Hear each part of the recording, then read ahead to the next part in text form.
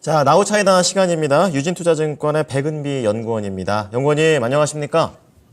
네, 안녕하세요. 유진투자증권의 백은비입니다. 네, 코너가 넘어가게 되면서 이제 뭐 상해라든지 그리고 항생지수 좀 보고 있으니까 약간은 좀 바닥 잡고 좀 올라가는 건 아닌가 또 이런 생각이 드는 차트가 나오고 있습니다. 그래서 그런지 반가운 반등이다라는 한 줄 평을 주셨는데요. 좀 더 자세한 근거들 들어보고 싶습니다. 네, 일단 뭐 게임 규제도 그렇고 여러 가지 불확실성이 계속되고 있음에도 불구하고 외국인 자금도 좀 저가 매수로 전환되는 모습을 보여주고 있고요. 또 공업 기업들의 수익성 개선이 이루어지면서 좀 반등세가 나오고 있는 것 같습니다. 기업 이익 지표에 대해서 좀 말씀을 드리면 일단 1월에서 11월 공업 기업 이익은 전년 동기비 4.4% 하락을 하면서 하락폭 지속 축소를 하고 있습니다. 특히 11월 이익 같은 경우는 29.5% 증가를 하면서 4개월 연속 증가세를 보이고 있다는 점이 굉장히 긍정적인 부분인 것 같고요. 재고 사이클도 이제 바닥을 좀 확인을 해 나가고 있는 모습을 보여주고 있습니다. 1월에서 11월 완성품 재고 증가율이 1.7%로 둔화를 했습니다. 그러니까 이익은 증가를 했는데 재고 증가율은 둔화했다는 것은 이제 기업들이 가격 인하를 통해서 이제 능동적으로 재고를 소진하는 게 아니라 수요 개선에 의해서 좀 재고가 소진되는 수동적인 재고 소진 단계에 있다는 것을 좀 확인할 수 있는 부분인 것 같습니다. 재고 사이클은 이제 능동적인 재고 소진, 수동적인 재고 소진, 그리고 능동적인 재고 보충, 수동적인 재고 보충 이런 것으로 이제 사이클이 돌아가게 되는데 능동적 재고 보충 단계가 기업 이익이 가장 많이 늘어나는 구간입니다. 네, 현재 이제 수동적 재고 소진에서 이 능동적 재고 보충 단계로 넘어가려면 수요 개선이 사실 관건인데요. 여기서 이제 수요가 뒷받침해주지 못하면은 다시 능동적인 재고 소진 단계로 돌아가는 이 불확실성이 굉장히 큰 구간이기 때문에 당국이 좀 수요 개선을 위한 정책 지원이 좀 지속될 필요가 있지 않나라고 보고 있습니다. 네, 자, 공업이익이라는 경제 지표를 통해서 수요와 공급의 분기점에 좀 도달한 모습들을 체크해 주셨습니다. 자, 이어서 중국의 중요한 이슈 좀 체크를 해볼 텐데요. 이제 첫 번째가 중국의 게임 규제입니다. 이거 갖고선 계속 들었다 놨다 하는 당국의 움직임들이 나오는 것 같은데 이 부분부터 좀 설명 부탁드릴게요. 네, 일단 22일 날 이제 중국 당국이 온라인 게임 관리 방법을 발표를 했는데요.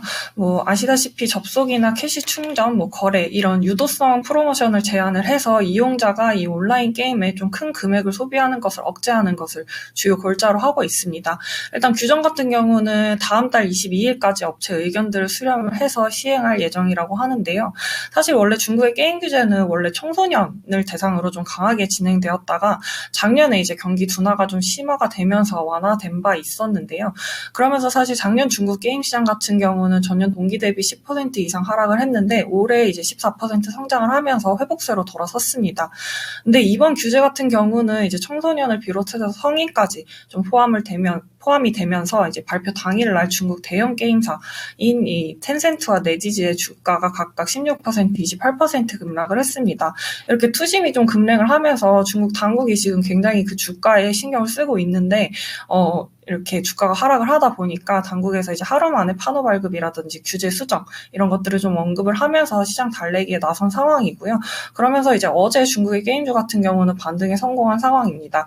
사실 원래 중국인들의 게임 결제 규모가 뭐 그렇게 크지는 않았기 때문에 규제 영향 자체는 좀 제한적이겠지만 그래도 아무래도 이제 정책 불확실성이 좀 재차 확인되었다는 점이 이제 단기적으로는 주가에 좀 부담을 줄 것으로 예상을 하고 있습니다. 그리고 두 번째로 이제 대만 대선 내용 업데이트 드리려고 하는데요. 대선까지 지금 한 달도 채 남지 않았습니다. 근데 아직까지도 이제 반중이랑 대만 독립 성향의 민진당의 지지율이 우세한 상황입니다. 27일 기준으로 이제 민진당의 라이칭더 지지율이 38.7%로 가장 앞서고 있는 상황이고요.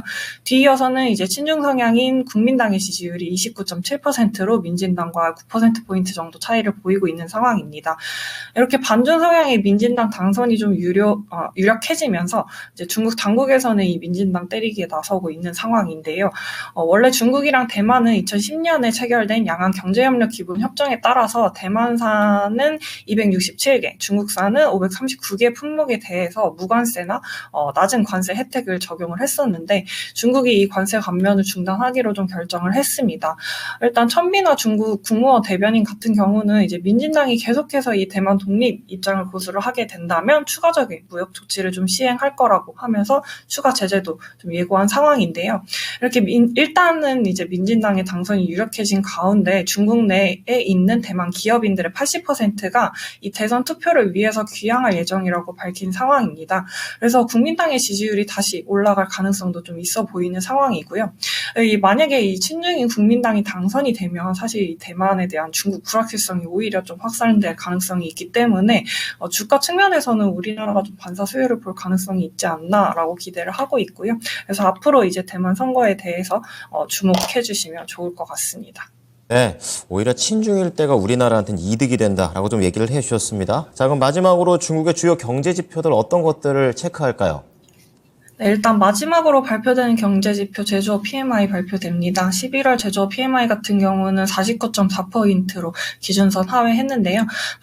반면에 이제 민영기업 경기를 반영하는 최신 제조업 PMI 같은 경우는 기준선 상회하고 있기 때문에 12월 달에 공식 제조업 PMI의 개선 여부 좀 중점적으로 봐주시면 좋을 것 같고요. 그리고 다음 달 12일에는 물가지표 발표됩니다. 2개월 연속 역성장 지속하면서 중국의 디플레 압력이 좀 확대가 된 상황인데 12월 반등 여부 좀 주목해서 봐주시면 좋을 것 같습니다. 네, 한 해 동안 고생 많으셨고요. 내년에 뵙겠습니다. 새해 복 많이 받으십시오. 네, 새해 복 많이 받으세요. 네. 자, 나우차이나 유진투자증권의 백은비 연구원의 분석 들어보셨습니다.